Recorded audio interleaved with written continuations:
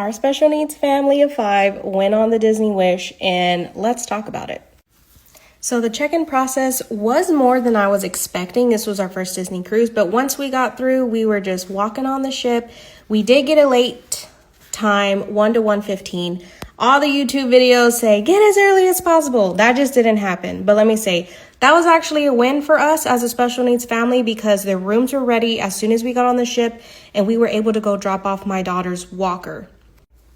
And probably the biggest L that we had with our cruise were the elevators. This was our first elevator ride.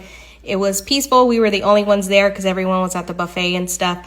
As a family with a wheelchair user, the elevators are pretty tight, and we had to wait at least 2 to 3 rounds to get enough space in the elevator for my daughter to fit.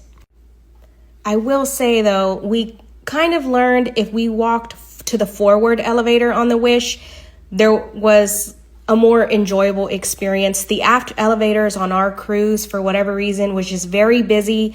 So if you have a wheelchair or someone with mobility devices, maybe try the forward elevator.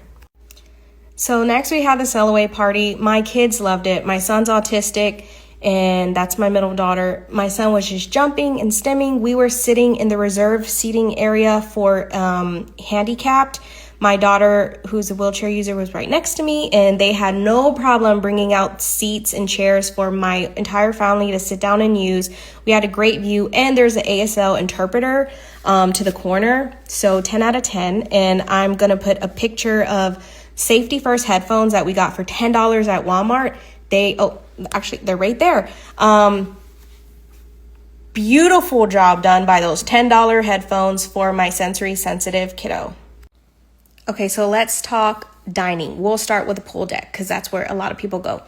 We found space for our family of 5 pretty far from the food. So my husband would take turns with the kids to go get food. Because what we did was, as you can see in the video, we would park her wheelchair next to us because she refused to sit in her wheelchair and eat. She wanted to be in the normal chairs. So as a family of 5, it was a little bit hard to find seating. But we had the best luck kind of away from all the buffet drama. Now for main dining, my daughter could have stayed in her wheelchair and ate at the table, but she, like I said, she really wanted to be a big girl and sit in the dining chairs. They did have boosters. I loved the boosters. They're definitely good for little petite builds. If you have a big husky kiddo, maybe not. But, so yeah, our hostess, he's in the picture. He was 10 out of 10. Sorry, not our hostess, our head server. He let us take her all the way to our table because typically they had everyone put their strollers and stuff at the front and they had to walk, not for us.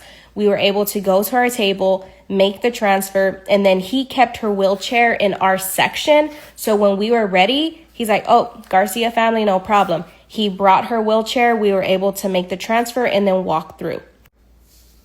So as for main dining as well, you can request a private table, a quieter section, and you could put your food allergies and everything. For us, we wanted a quieter section. There's really no quiet section, but when I tell you my kid is sensory sensitive, like she will scare herself playing. And I don't know if it's just because it was like Disney songs she knew, but I was the most worried about Arendelle. And as y'all can see here, we took her little $30 Leapfrog laptop and she had a blast. It was not blaring over loud. We still had a good view of the stage and all of my kids enjoyed it. So don't be afraid to take a toy that will keep your kid happy. So as I said, we prioritized requesting a quieter section. So we were sat with another family. So we were a family of 5 and we were sat with a family of 3. They were from Brazil, actually. So if you want your own space, definitely prioritize that over requesting a quieter space. And I just always packed my daughter's headphones to be safe, but she did not need them during the dining. Let's talk navigating the halls. Lucina took this picture and y'all could see I was flustered. The halls where the staterooms are very narrow, especially if you have a wheelchair. So just prepare to walk in a single file line, and just prepare for that. Just also to say, we had no issue with it. It's a cruise ship. You can only have so much space on a cruise ship, and everybody was super sweet to like step aside and let us go if there was like a traffic jam. Okay, so let's talk about some port calls. We didn't get off at Nassau, but we did get off at Castaway Cay, and we walked. It really wasn't that bad to walk to the family beach. It was honestly just so much easier compared to waiting for a tram with my kids. My kids are antsy. So it was an easy walk to the family beach, and they had handicap accessible pathways to get to the beach, and we just put the wheelchair on the side and grabbed a chair. However, if you do want to take a tram, don't worry. We did utilize it on the way back, and it was a super easy process to get on. They strapped down my daughter's wheelchair, and then me and the big kid sat behind her, and my husband sat next to her. And this is just a little video of her getting off the tram. Okay, so I do want to talk about this. Getting back on the ship, we all have to go through the metal detectors and security. So for a wheelchair user, she goes through, doesn't matter the age, they go through, and we did have to take her wheelchair bag off every time, so just be prepared for that. And then they searched her. They just had her lean forward, feel around her body, with us there, of course, for a physical check. So now let's talk character meet and greets. The lines were long, but if you are early risers like my family, our best experience was we went and had a breakfast because my kids are up at like 5 a.m. I'm not even joking. And then you can see on your Navigator app when a character is out, we were the second line to meet Minnie. So my son is autistic. We typically use DAS in the parks. They don't have something like that on the ships, but there's plenty of like cushioned seatings.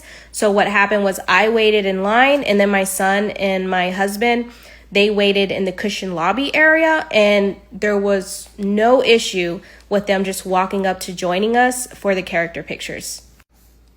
Now, if you can score the Royal Gathering, it opens 30 days before sailing. Go ahead and try to do that, because my two big kids, they love meeting characters, and that was just a great way to see all the princesses without waiting in line. Okay, let's talk kids club and nursery. My 3-year-old, who is the wheelchair user, she is not toilet trained, so she could not go to the kids club. So we paid $10 an hour at the nursery. They were super sweet, and we did take her with her walker, and we had no issues, but they did had to clarify with their manager that she can have her walker in the nursery, because they weren't sure if she was able to use it in case she ran over, the small kiddos or whatever. We did not have a problem with that, but I just wanted to mention that. They were super sweet, 10 out of 10, loved the nursery. Okay, now for Oceaneers Club, my daughter, who's 8 years old, she loved it. She had fun. She did get bored a little bit, but she's easily bored. And let's talk Bibbidi Bobbidi. As you can see here, she got the Pirate Night makeover. It was $69 compared to the 100 and something for the full Bibbidi Bobbidi. It is only available on Pirate Night, so check your Navigator app. And we were on the 3 nights or the 3-day, whatever. We were on that one, and it was day 2 for us. So my daughter loved it. It was such a cute experience and a lot more affordable than a full Bibbidi Bobbidi. As for the Tweens Club, my son was 11. He turned 12 on the cruise. That club, I believe it's Edge, I think. The kids can go and come as they want. The cast members cannot stop them. So for that reason, we did not send my son there. We just weren't comfortable, but he's super chill. So he loved just hanging out at the pool deck and walking the ship, eating all the food. So unfortunately, we didn't get to check it out, but because of that reason. So yeah. And here's our room. Obviously, this was our checkout day, so the beds weren't made or anything, but we had the girls sleep at the bunks behind the curtain. We had AJ sleep in that corner because, like I said, he wakes up like 4 or 5 a.m. And then my husband and I slept on the bed. This is the ADA room, the family room with the veranda. Very spacious, and I will post the restroom. Now, ADA rooms do not have tubs, so just know that it's a walk-in shower. But before I show you the bathrooms, here is the bunk beds. We had the ladder up top so Erin wouldn't climb because she's a wild little thing. And here's the bathroom.